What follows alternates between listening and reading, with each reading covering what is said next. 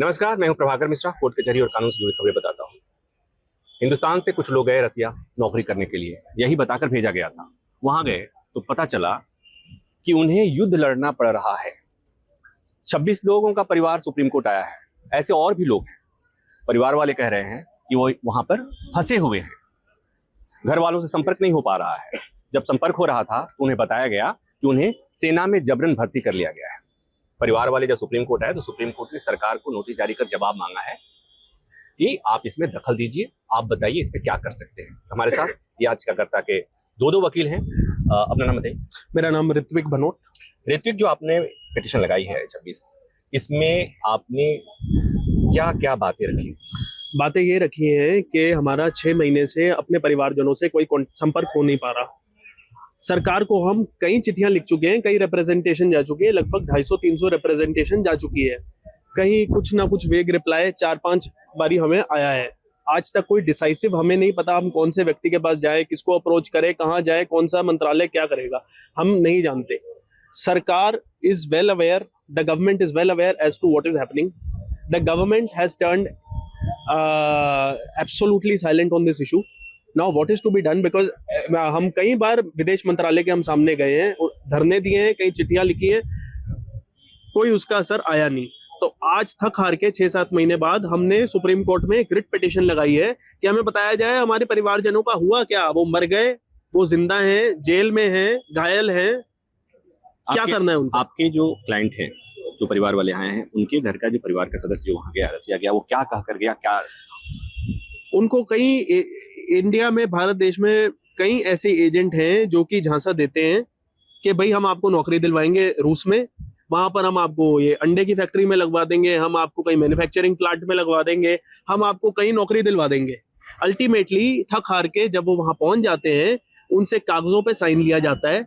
रूसी भाषा में वो कागज होते हैं, उनको कितनी समझ आती है कितनी नहीं कोई जानता नहीं, और उनको धकेल दिया जाता है रशिया और यूक्रेन की जंग में।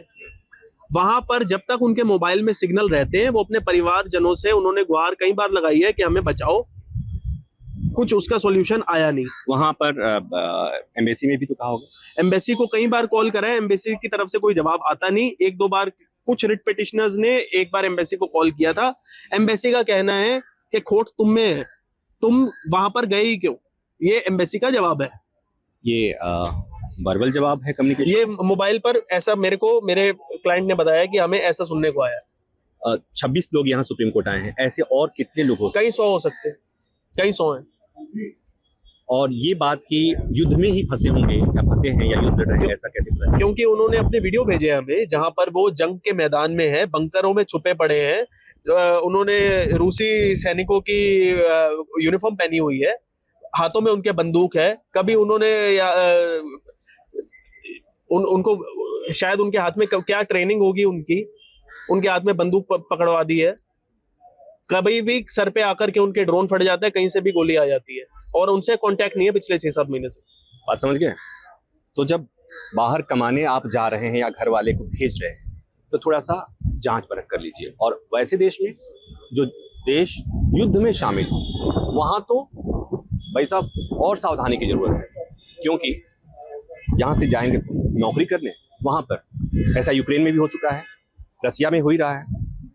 तो जहां जहां जो जो देश युद्ध में शामिल है, वहां जाने के पहले 100 बार सोचिए, और नौकरी के लिए जाना है अगर, तो पहले जांच लीजिए, परख लीजिए, नहीं तो ऐसे ही फंस जाएंगे। सरकार करेगी गलतियां। फिलहाल परिवार सुप्रीम कोर्ट में है और सुप्रीम कोर्ट ने सरकार से जवाब मांगा है। सरकार बताएगी, और कई बार होता है कि मामला जब अदालत में आता है तो सरकार संज्ञान लेती है और सरकार कार्रवाई भी करती है, सरकार हरकत में आती है। उम्मीद की जानी चाहिए कि सुप्रीम कोर्ट में आने के बाद उन परिजनों के लिए सरकार कदम उठाएगी, जरूरी कदम उठाएगी, और सब अपने देश लौटाएगी। उम्मीद है ये बातचीत और ये जानकारी आपको पसंद आई होगी। अगर पसंद आए तो इसे लाइक कीजिएगा, शेयर कीजिएगा, और हाँ, अनकोट को सब्सक्राइब भी कर लीजिएगा। Thank you.